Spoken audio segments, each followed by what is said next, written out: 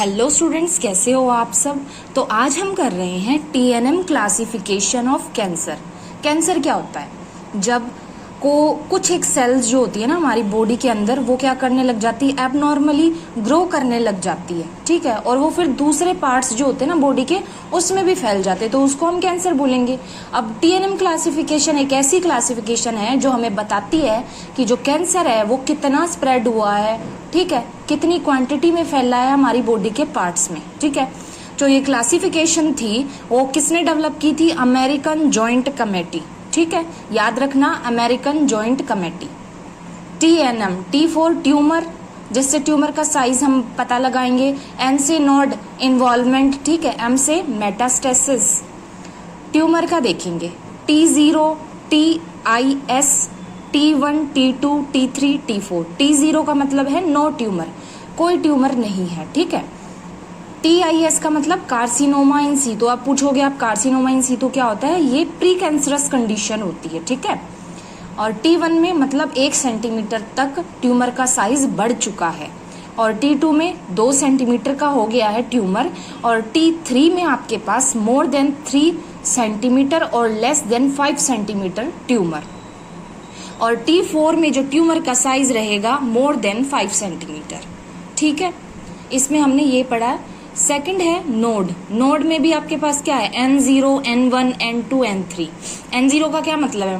N0, zero मतलब कोई involvement ही नहीं है, ठीक है। ये जैसे पिक्चर में आपको दिख रहा है, कोई इन्वॉल्वमेंट नहीं है। N1, 1 नोड इन्वॉल्व, एक नोड इन्वॉल्व हो जाएगी।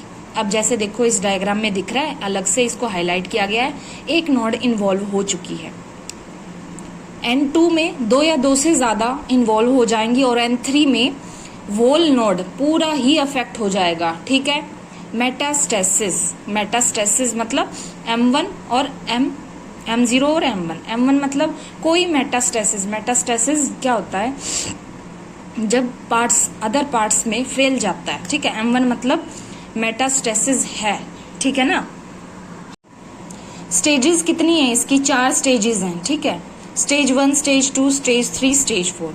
स्टेज 1 में क्या है? TN, N0, M0 मतलब ट्यूमर प्रेजेंट है बट नोड इन्वॉल्व नहीं है, ना मेटास्टेसिस है वो, ठीक है।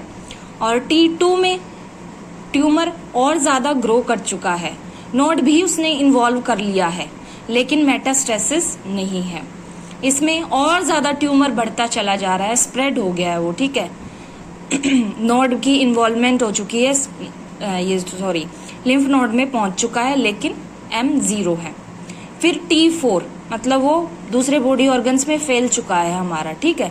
देखो T4, N3, M1। अब देखो स्टेज 1 में क्या होगा?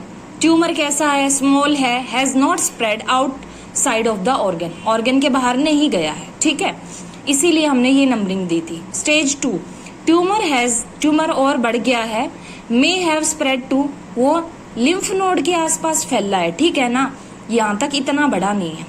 स्टेज 3 में क्या है? ट्यूमर और ज्यादा बड़ा हो गया है, और वो लिम्फ नोड्स में भी फैल गया है और ज्यादा, ठीक है, इसलिए 2 नंबर दिया था। स्टेज 4 में क्या होगा?